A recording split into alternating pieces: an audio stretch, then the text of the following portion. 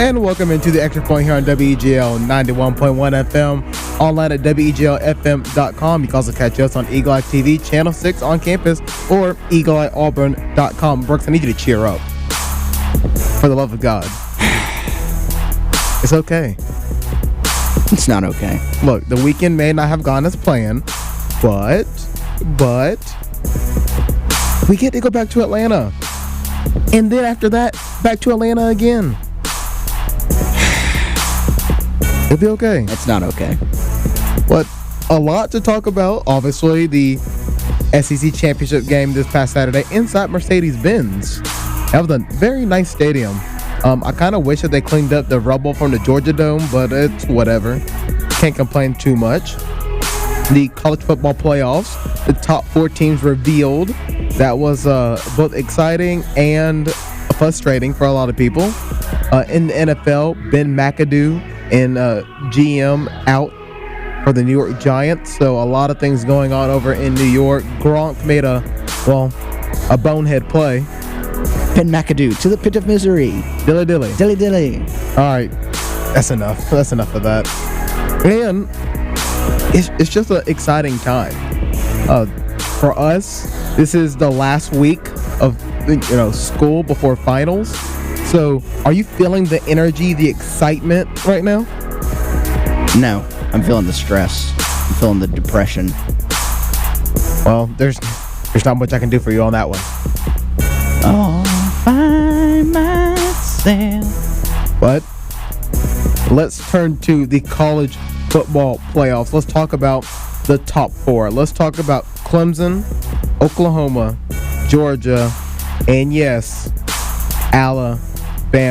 We talked about it out there in the suite for about an hour before coming into the show. We talked about it all last week. Brooks, why did the committee pick Alabama over Ohio State? And that's how we will open up our show today. Why do I think they picked them? Yeah. Name. You put a name brand in there. I mean, you could have gotten a name brand either way with Ohio State or Alabama, but you get a name brand, a one-loss name brand over a conference. It's hard to describe their thought process. The only thing I can think of is a name brand, put Alabama in. Their one loss is better than Ohio State. One of Ohio State's losses. They had a 2-loss to Oklahoma, which is a playoff team, and the Iowa loss lost them pretty bad. So that's the only thing I can think, because Ohio State was the conference champion. Honestly, I just think we overthink things, We take everything that the committee says that is important, and we try to pick at it and put it in an order like conference champ. Like the committee, yes, they said they emphasize conference champions and they emphasize strength of schedule and all that. And every time we talk about it, we try to put it in an order. But at the end of the day, I think simply you just put in the best 4 teams. Like, yeah, 2 conferences got left out altogether. Like, yeah, conference championships, that's important, but that's not end all be all, We've seen that before. We saw it last year. Penn State was the Big Ten champion, but here comes Ohio State marching in.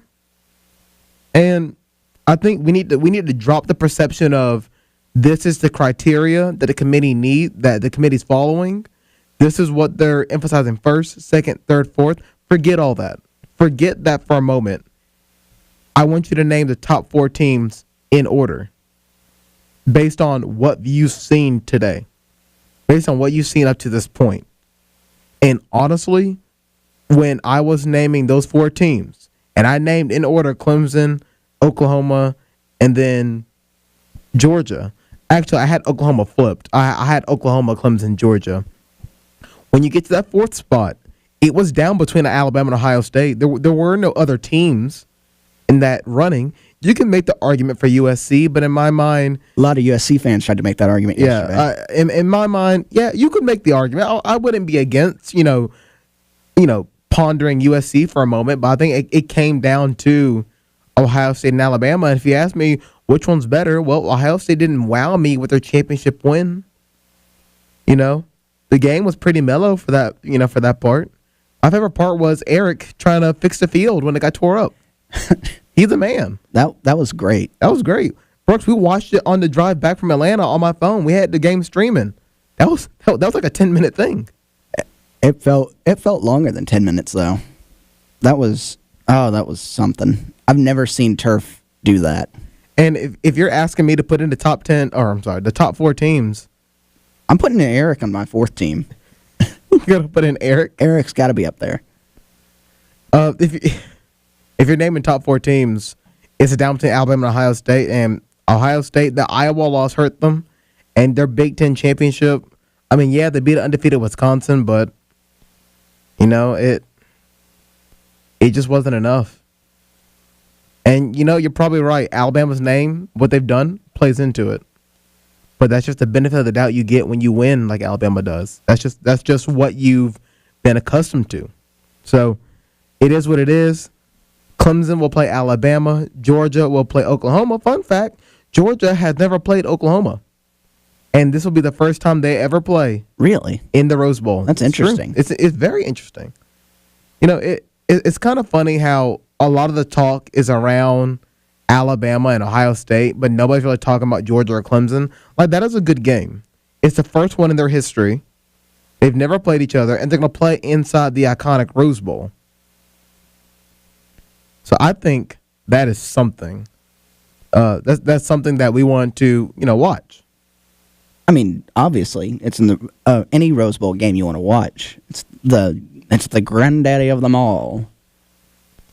And then you have the Alabama-Clemson rematch, 3rd time in a row they've met in the college football playoffs. I see you're pulling up the Georgia-Oklahoma. You're right. They have never played each other. And they've never played each other. Thank you, Reddit, for that one. So pull up Alabama-Clemson. I think Clemson has the advantage all time. Alabama's 13-4 against Clemson. Never mind, I lied. But Clemson has the advantage, last year. So that's something. Yeah. Well, last year was the first time they'd beaten Alabama since 1905. That's solid. So the Cubs having won the first World Series before their drought started, that was the last time Clemson beat Alabama. That's great. But, looking at the college football playoffs, a lot of the people that we're talking to currently are Auburn fans. I should point out that, forget everything. I know they're your rivals, but these are some good college football games. These bowl games, have you seen the bowl schedule, Brooks? I mean, I was on the bowl special yesterday, so yeah, I kind of did see it. You were on the bowl special that you can watch if you go over to Eagle Eye TV, Channel 6, and go to their YouTube page, and you'll be able to watch the bowl special. And some quality content. You were on there. I hope you name dropped us, the Extra Point. I used our Twitter, so our logo was on our screen at all times. See, there you go. Getting us that brand recognition at the Extra_point if you want to follow us on Twitter. But you've seen a couple of the bowl games. Talking to Noah Gardner, he is live currently over on ESPN 106.7. No, we don't want to promote him. Don't promote that station. And co-host of the Lunch Break. No. Don't promote the station. I have to. It's only right. He would do the same for us. No, he wouldn't.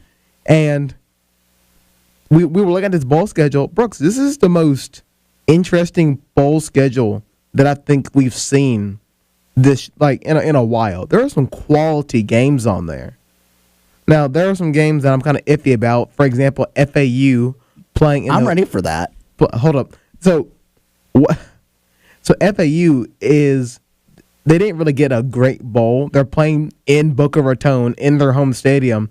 And because I don't remember the name of the bowl game that they changed it to, can you please pull it up for me so you can read it off for me? Because they changed the name of the Boca Raton Bowl.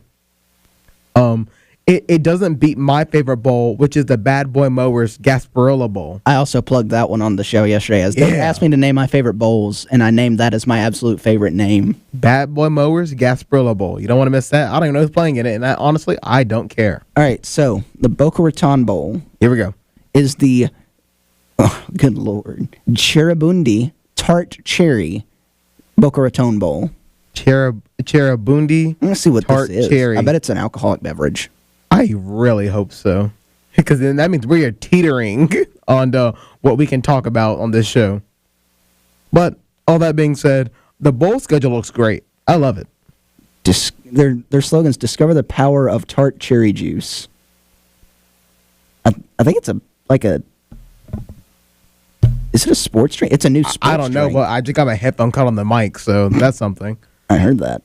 Yeah, it's like a sports deal because they've got a tart cherry drink. They got a protein drink. It's all natural. Ooh, they have a 7-day challenge. Discover the benefits of tart cherries by adding 1 8-ounce serving of Cheribundi tart cherry juice to your diet for 7 days in a row. All right, we're quickly turning into an infomercial real quick. Let's get back to the bowl games. No. No, we've got to delve. No, stop it. I'm going to see where I can buy this. Let's dive into and bring up the, yes, I'm going to hit you. Dive up and bring up the New Year's Six Bowls. New Year's Six Bowls. So let's talk about the first one. Auburn versus UCF back in Atlanta for the Peach Bowl. That should be a really good game, especially look, Group of 5 schools have a hard time getting to the college football playoffs.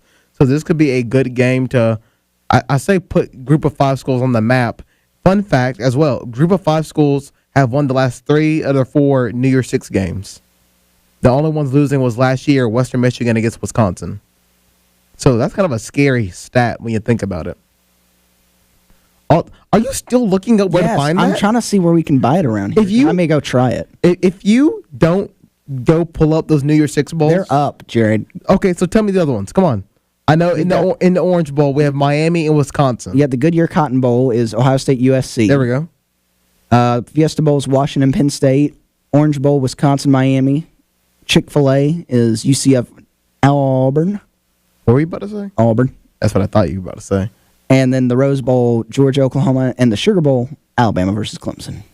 And the championship is? In Mercedes-Benz Stadium. Which day? The Monday, the 8th of January. And that'll be a couple of days before school starts. So we'll know national champion by the time we come right on back to classes next semester.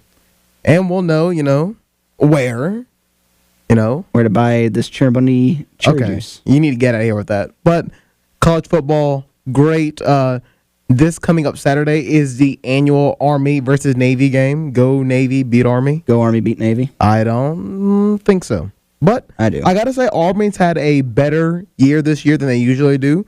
This is the first time since I can't remember the year off the top of my head.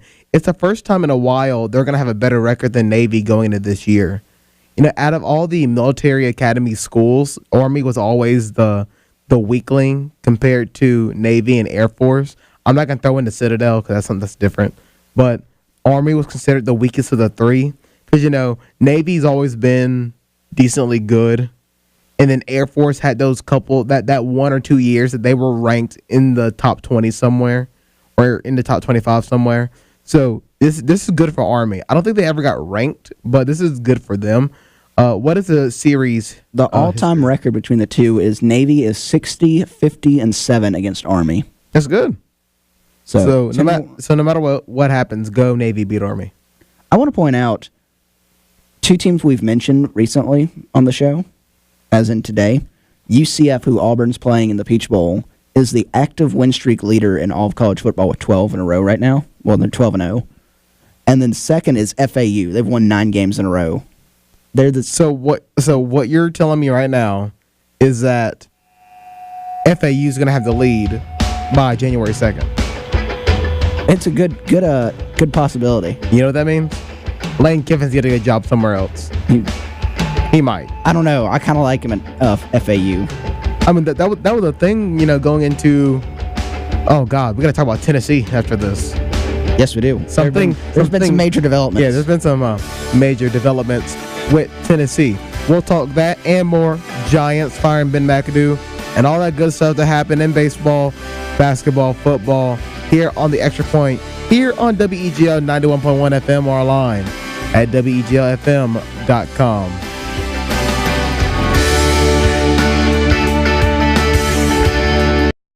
This is a place where it only takes a second to imagine your future.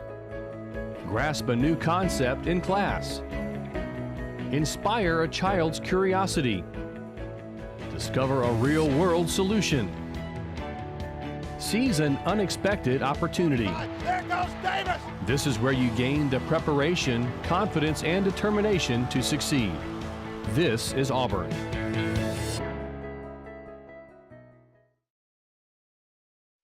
So, I'm kind of new here, but I've noticed a trend. My human does this funny thing where she goes around and gets all my toys, and then she hides them in that basket by the door. It's like, hello, that's where you put it last time. You were the worst at hide and go seek.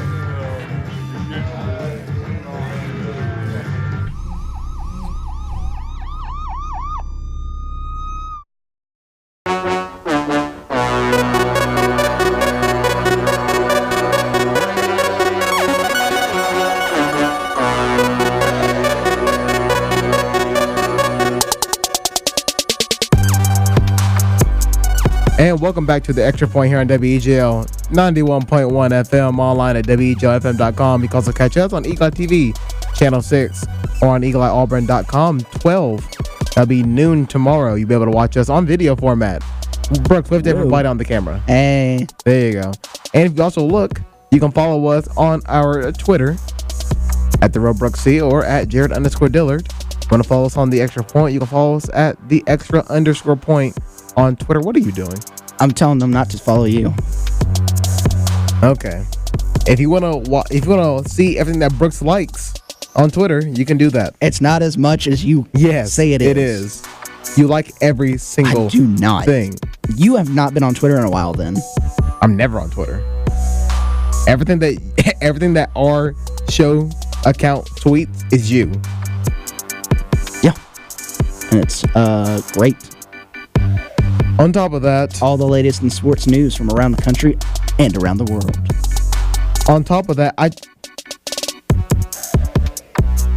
Are you? What? You seem like you made a I'm shaken by what I just witnessed. What you picked up a mouse. I picked up the mouse. It was missing the back, and I thought it only had one battery in it, and I was wondering why it's like still working. We're gonna have to complain to management. Jared, you are management technically. Knock on that window right there and get Victoria's attention, so we can complain to management. Okay, back to more important things. Brooks, something that you did is if anybody doesn't know, there's a dumpster fire going on in Knoxville. They have hired an AD, Philip Fulmer. He is now the athletic director at Rocky Top. However, they're still searching for a head coach. One person has come into the fray for the head coaching job. And his name is Brooks Childress. Brooks. Yes. You sent in a resume to Tennessee to be head coaching. I did. To be the head coach of the football team. I did. So tell us, why do you think Tennessee's going to choose you over everybody else? Who else do they have? Good point. We were waiting for computers to get fixed Friday. We waited in that lab for like 3.5 hours. Remember, you waited in there. I was in Atlanta. All right. Yeah, I was in Atlanta. All right. Anyway, we were waiting for the computers in this lab to get fixed for 3.5 hours. Mm-hmm. And I joked about it last week. Like, I'm going to send in a resume. Yeah. I had joked about it on and off. I'm like, you know what? This is the perfect time. There's nothing for me to do. I'm going to write up a resume. So I emailed this resume to every senior member of the Tennessee Athletic Department, except for Philip Fulmer, because he didn't have an email yet. But I did include on the email to say, please forward to Philip Fulmer. And what did end of the cover letter say? Hold on. I'll read you the cover letter. Oh, here we go. Everybody buckle in. I said, "Dear University of Tennessee Athletics, Good. I'm interested in becoming the next head football coach for your program. Good. I believe that I can bring renewed life to this program. Champions of life. I have watched this program for many years and have not been impressed with it since the Philip Fulmer days. Oh, see, I see what you're doing. I want to bring that type of football back to this great program. I feel like I am qualified, and I feel like the players could really get behind me and my philosophy." Here's the selling point. Here's the selling line. Here we go. Right here. I want Rocky Top to always be home sweet home to me. Thank you for your consideration. That is wonderful. I teared up a little bit. Now, my resume, it's not, I mean, at this point, it's got to look pretty good. I mean, it has to. Cover letter. If they don't hire you after the cover letter, I don't know what they're doing. So, you put an introductory paragraph at the top. I said, I try to be elite in everything I do and make sure that in whatever project I undertake will have my full attention. I want to make sure that I have championship mentality and that everyone around me is always in the championship mentality. I like it. So I put that I've been a flag football head coach. You have been. And I'm a sports coaching minor. There you go. And what's your record in flag football? 3-0. That's good enough. That's more wins. That's more wins than has an SEC this year. 3-0 with 2 championships. He has 2 rings. Not really. They're like ring pops, but he has 2 rings. Don't bring up rings. I'm sorry. Anyway, we're past Saturday. I said I've got great public speaking skills. Got great skills with the media, obviously. I'm great at devising game plans, and I handle stress well. I mean, you're undefeated. Never lost. Yeah. I just hope they email me back. Someone emails me back. If you get an email back saying, even just saying thanks for the consideration, you officially were a candidate in that job. You can put that in itself on a resume. Yeah. Or you can be like Herm Edwards. But he was an actual coach. Was he? Yeah. Okay. I mean, it was for the Jets, but yeah. Herm Edwards is now the new head coach of Arizona State. So another job filled. But what did Herm Edwards say on Twitter? It wasn't on Twitter. It was in his introductory press conference. Oh, okay. He said that we're going to put up a lot of points on the scoreboard of life. And then every Arizona State fan who has an inkling of what Tennessee went through just shuddered in their chair. They were like, oh, no. So that's great. I like it. Don't die on me. Oh, I don't know where that came from. But, okay, I'm ready. But there's still a couple of jobs that are still open. Tennessee's one. UCF technically is another. Scott Frost will be there for the bowl game against Auburn. However, he has taken the job at Nebraska. We haven't seen many dominoes fall yet. We did see this. So it was the University of Texas El Paso, UTEP.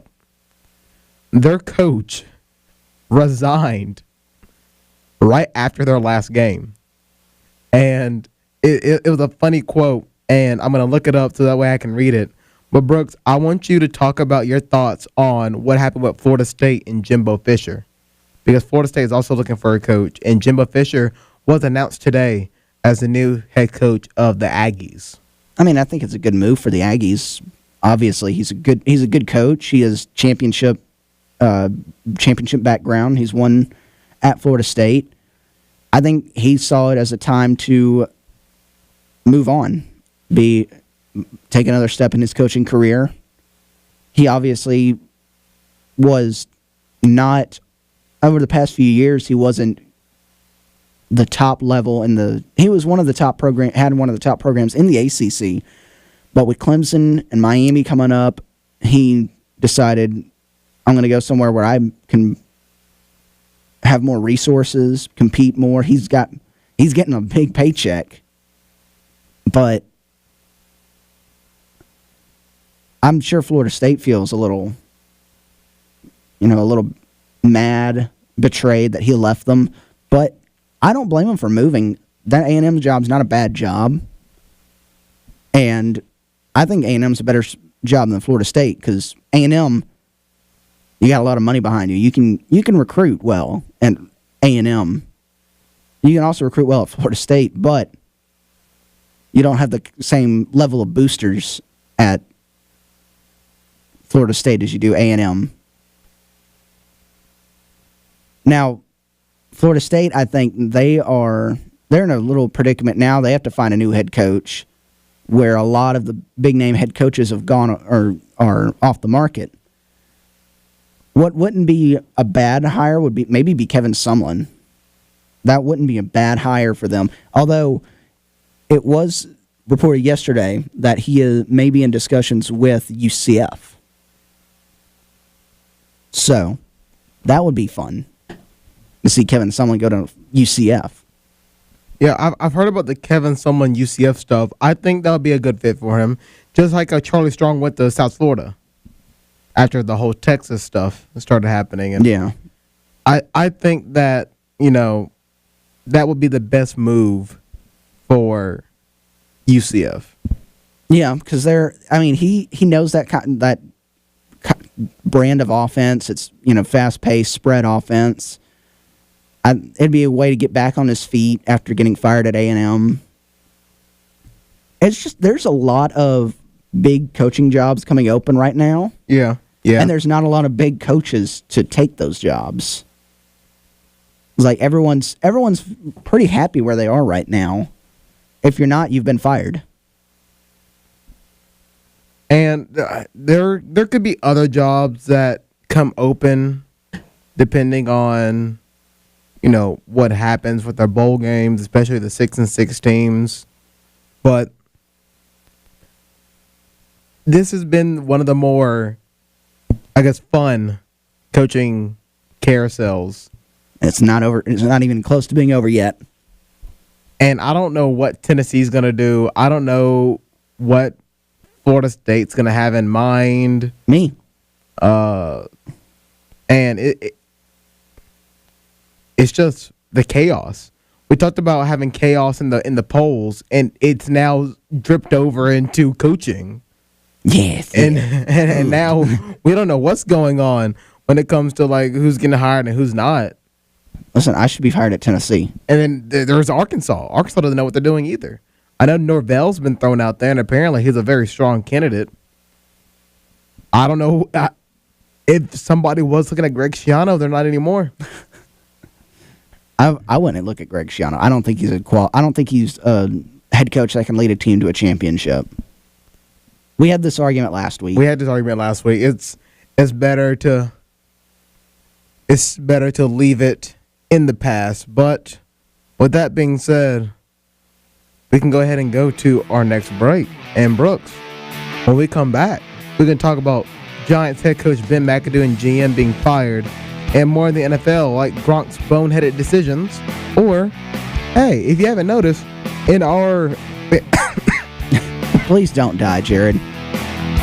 I'm sorry, Saturday's still getting to me.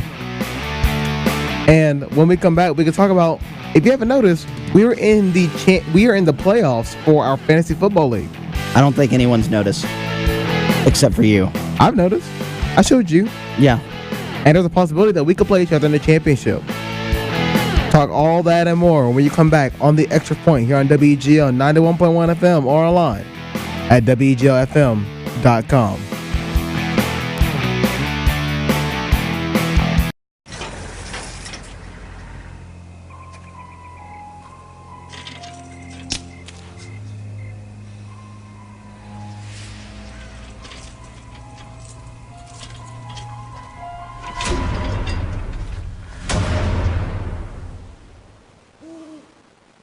If you don't fix them, sparks from dragging tow chains could cause a wildfire, and that could be scary. Hi, Smokey. Only you can prevent wildfires.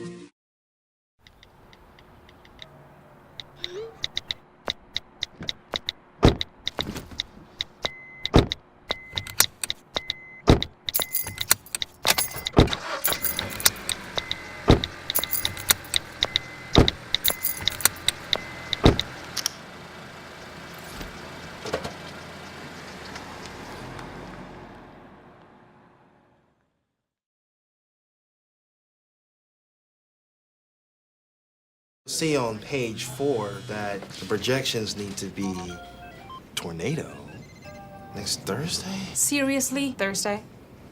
Can't do that. This is really inconvenient. I have yoga that day. I have no time for this. So, I can't do Thursday, but I can do Friday. Disasters don't plan ahead. You can. Talk to your loved ones about how you're going to be ready in an emergency. Don't wait. Communicate.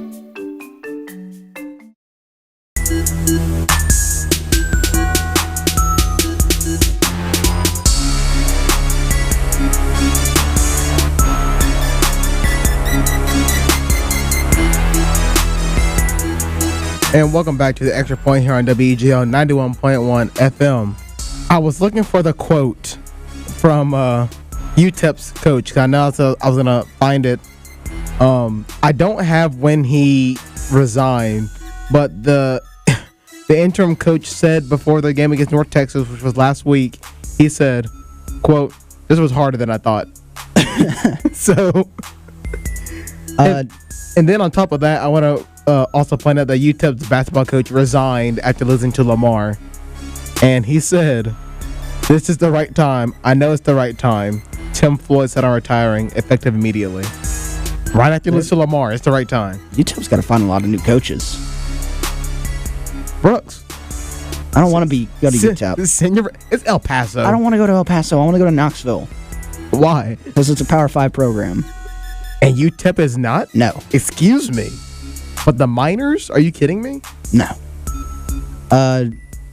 ESPN's giving me this notification. We were talking about the Florida State job earlier. Willie Taggart's apparently going to meet with Florida State officials today at some point. And then that's going to leave Oregon open. Maybe. I mean, there's no deal yet, they said. But if he goes to Florida State, that leaves Oregon open. And what is Oregon going to go do? Chip, where are you at? Scott, wait. No, we can't do Chip. Hey, Scott. Oh, wait. Anybody. Hey, Tim. I'll go to Oregon. Phil Knight, come coach us. So let's talk about the NFL. Let's talk about Ben McAdoo. If you haven't heard the reports, Ben McAdoo has been fired as the head coach of the New York Giants.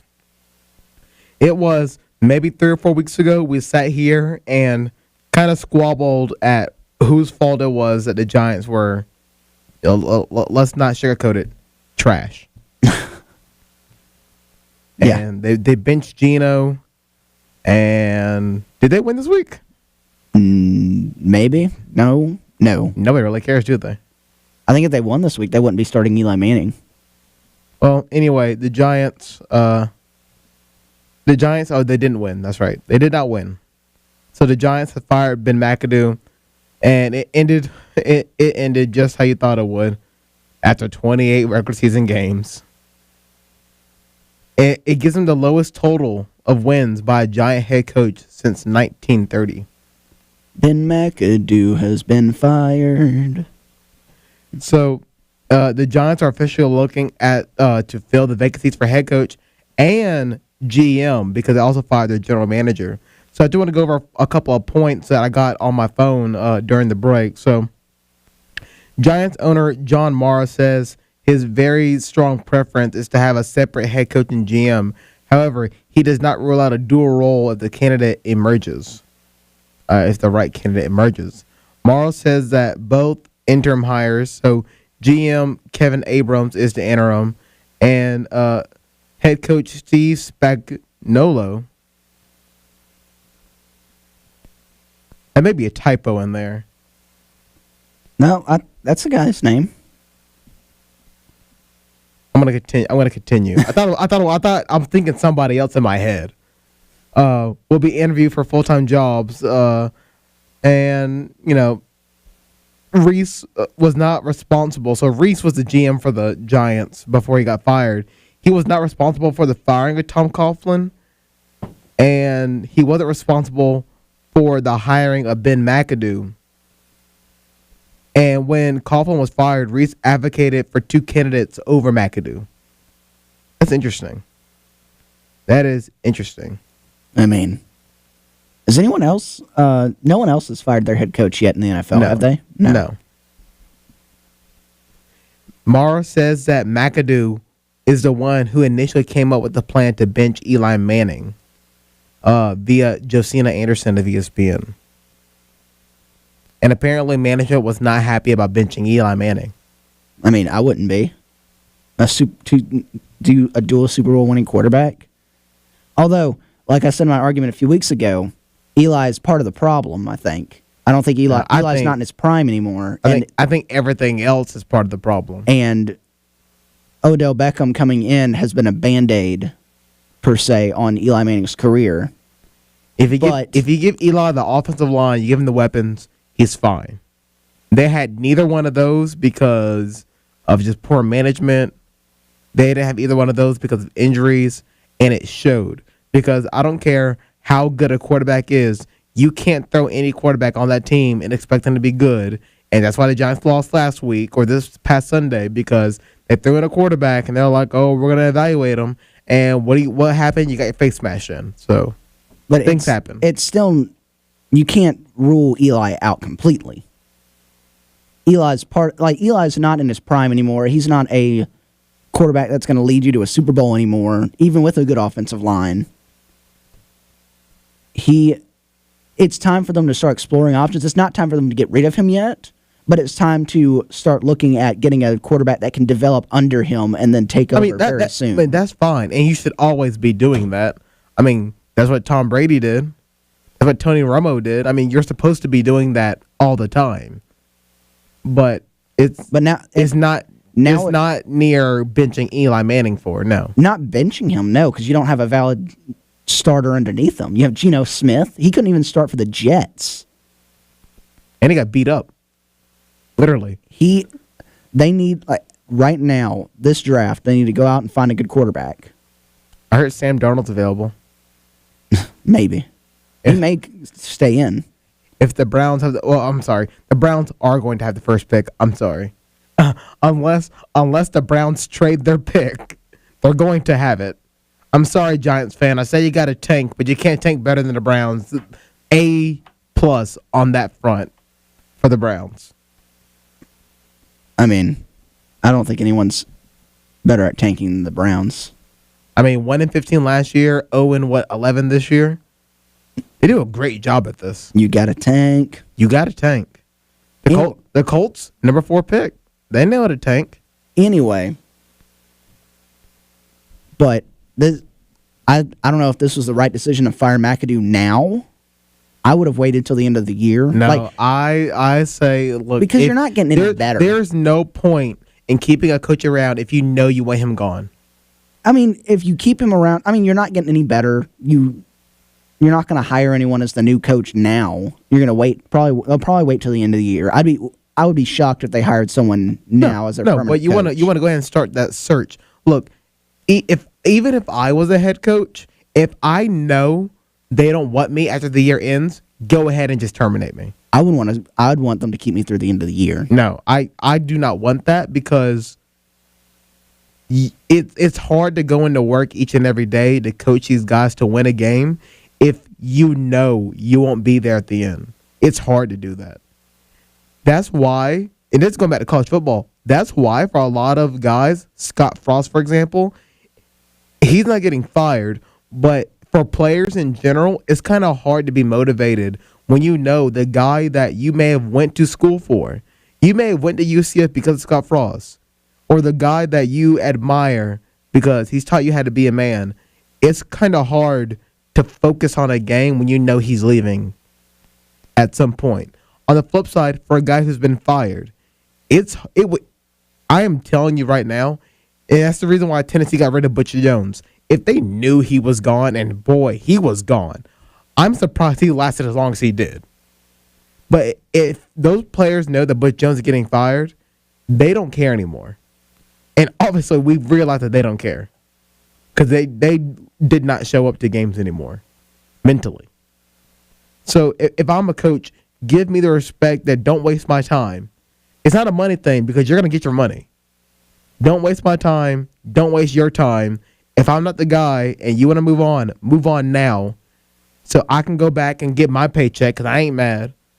And that way you can start your search. That's all I'm saying. I would, if I was a coach, I would want to stay on until the end of the year, even though you know you're going to be fired. I would still be like, hey, let me just end the year and then leave, because I'm not. If you're firing me, there's not a good chance I'm getting hired anywhere else. So I might as well work as long as I want. Now, that being said, if you're in the final season of your contract and you know they're not going to renew you, yeah, run it out, because in your contract, because it looks better when you don't get fired. But if you just got into a new extension and you just stunk it up that year and you know you're getting fired, don't even keep me around. Just go ahead and end it. Go ahead and end it, man. I don't want to be around a team that I know I'm not going to coach, because it's going to hurt. It's going to hurt. It's going to be hard to be motivated for games. So go ahead and cut me. Do it, coach. I just don't know what they're not. The Giants aren't getting any better this year. No, they're not. They're going to get one of those top 5. They're going to get a top 5 pick. They're not getting any better. But you evaluate what you have and you go from there. So I can't be mad at the Giants. That being said, I assume Ben McAdoo would make it through the year, but he didn't. I'm not upset about the Giants for doing that. I'm not going to argue with their managerial decisions. That if that's what they want, and they got rid of their GM, so which says a lot. So I can also see where they're cleaning house. Like you said, they go ahead and get started on their new search ahead of everyone else, so that they can have a chance to be like, hey, you're a good coach. Come coach for us instead of going, to them. Now you're like, you can interview people and be like, hey, come be our head coach. Look, there's no other options. Because by the end of this week, we're gonna have a list of, coaches that they're gonna be interested in, and they're gonna be ahead of the game on everybody, and that's big. That's really big for the Giants, just being ahead of the curve. So I really can't complain about that. But with all that being said, we're going to take a quick commercial break. And, Brooks, when we come back, we're going to talk about Rob Gronkowski and the kind of decisions that he made in that game yesterday and the impact that could have. You listen to the Extra Point here on WEGL 91.1 FM or online at WEGLFM.com.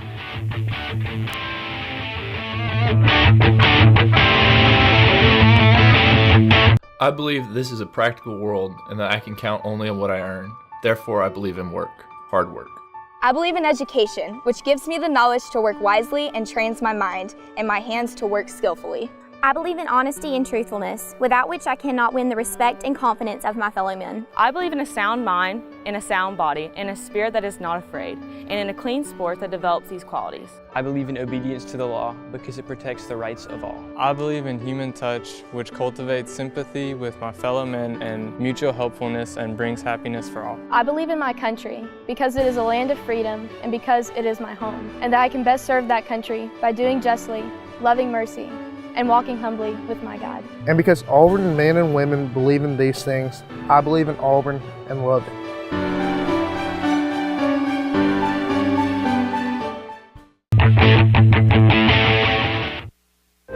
A promise was made. A promise that hit the beaches of Normandy. A covenant that split the skies over Berlin. A vow that captured Iwo Jima. A promise was made. A solemn oath that liberated Seoul. A sacred trust that defended Quezon. A pact that dug in Da Nang. A contract that weathered Tet. A promise was made. A pledge that stormed the desert in Iraq. A bond that patrolled door to door in Fallujah. An IOU that braved IEDs in Kandahar. A promise was made to America's veterans. A promise we all must keep. DAV fights for all veterans and their families so they get the health care, financial benefits, and support they earned. If you're a veteran who needs help or you'd like to help us keep the promise, visit DAV.org. Hey, Dr. Phil here. I help people solve difficult and trying personal problems every day on my TV show, but there's one problem that's just got me stumped: childhood hunger. Nearly 16 million children in America struggle with it. That's 1 in 5 kids who may not know where their next meal is coming from, despite the fact that there's more than enough healthy, nutritious food out there to feed them all. Now, I don't know about you, but that is unacceptable to me. Luckily, the Feeding America network of good people is out there collecting surplus food and giving hope to hungry children and their families at local food banks all across the country. But let's face it, they can't do it without your help. Join me in supporting Feeding America and your local food bank at feedingamerica.org. Brought to you by Feeding America and the Ad Council. Together, we can solve hunger. Together, we're feeding America.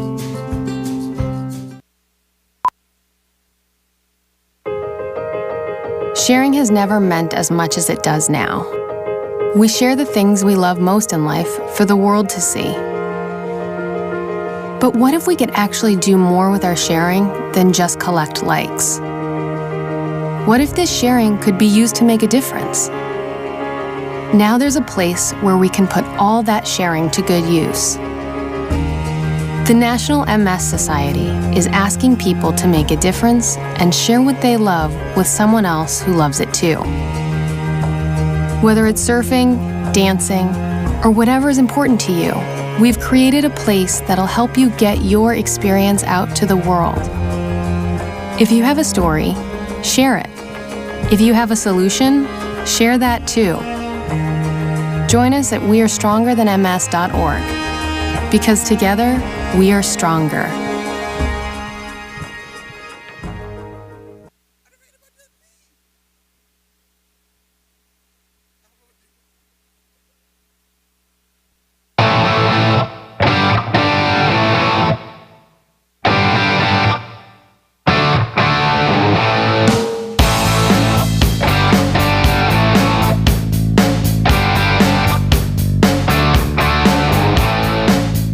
And welcome back to Xtra Point here on WEGL 91.1 FM or online at WEGLFM.com. We only have a couple minutes left in the show, so we're going to quickly talk about what happened with Rob Gronkowski. During our break, thank you for calling in. I didn't even get your name. I'm so sorry about that. But he said one game. Brooks, I think we agree. One game is probably what's going to be for Gronk. Yeah, probably. I mean, I am, as it's noted, I am a fan of what the Patriots do football-wise. You're just a fan of the product they put on the field. And I can't defend that. That was the most boneheaded play I've ever seen anyone do. Gronk's not the smartest of individuals, but I would have thought he had more sense than to do that. Yeah. And if the NFL came out today and said, "Hey, Gronk, you're suspended for a day," or not a day, a week, I'd say, all right, that's fine. If they said 2 weeks, I would still be on board with that. That was, I don't know what he was thinking. He's clearly on the ground. He's clearly out of bounds, and he just dove into him. But yeah, I didn't see the play till a couple hours ago this morning when I walked in, and I do my daily routine where I flip on ESPN. Yeah. When Gronk stopped and stutter stepped, charge up, and then threw his shoulder in. I'm like, what were you thinking? He wasn't. Like you said, he wasn't. He wasn't. It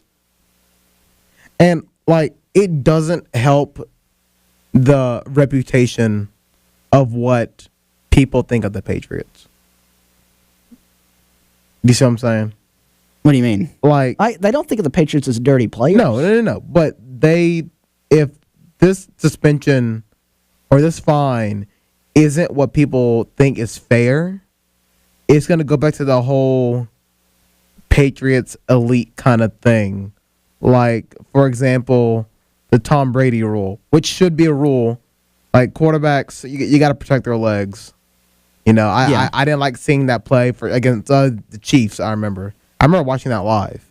I don't like seeing that. But going back to the whole, and it's mostly because they've won Super Bowls that people don't like the Patriots. And it's not going to help that stigma if a player who you could say is a high-profile player for the Patriots doesn't... He is a high-profile player. Doesn't... He's on all the commercials. He doesn't get the suspension or fine that people think he does. It's not going to help that perception. I hope I put that in a better wording. I kind of said that kind of weird at first. I I hope I explained that better that time.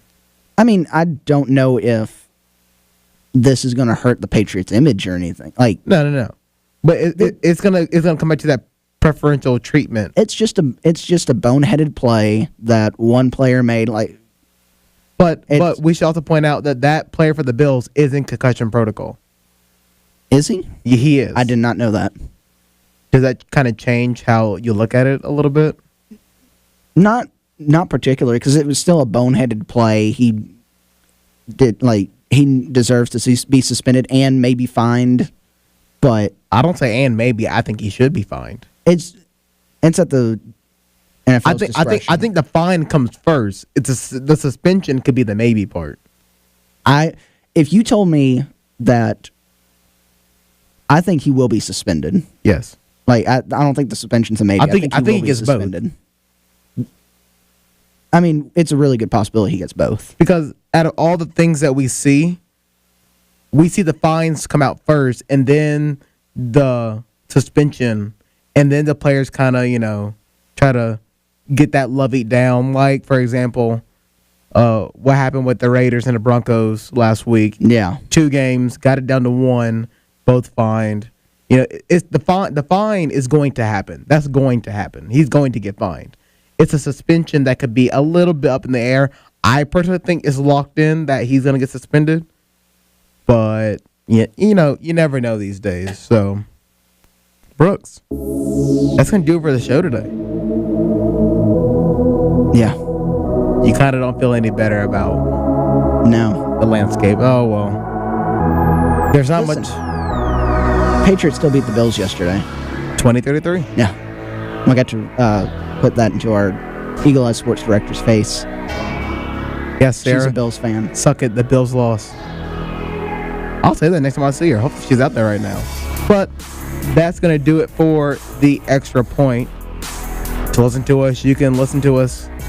Wait, what did I just say? To listen to us, you can listen to us. To listen to us, you can catch up with us on our podcast on SoundCloud at WEGL 91.1 FM. If you want to watch us on video format, you can do that thanks to Eagle Eye TV on Eagle Eye TV Channel 6 on campus or eagleeyeauburn.com up at noon on Tuesdays, which is tomorrow. If you go straight to the YouTube page, you can watch us there as well. I just want one final observation. The guy that called in, I'm just glad someone he called in. I didn't people listen to us. Now it gives me validation that people actually listen to us, and I'm happy. They may not agree with us and be like, hey, you guys are idiots, but I'm just glad we're recognized that we're an actual. You know what?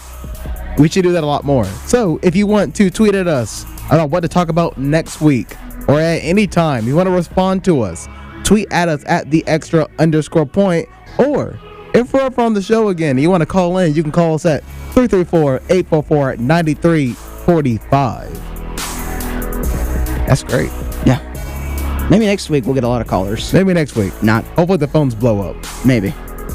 And you can also listen to us on WEGL 91.1 FM or online at WEGL. I can't even do this right anymore. WEGL. Is it WEGLauburn.com? No, it is WEGLFM.com. Okay. Thank you, Brooks, for ruining us. We've lost all credibility right there. He's never going to call in again. Nope. But that'll do it for the show. Like always, same time, same place next week. We'll see you then.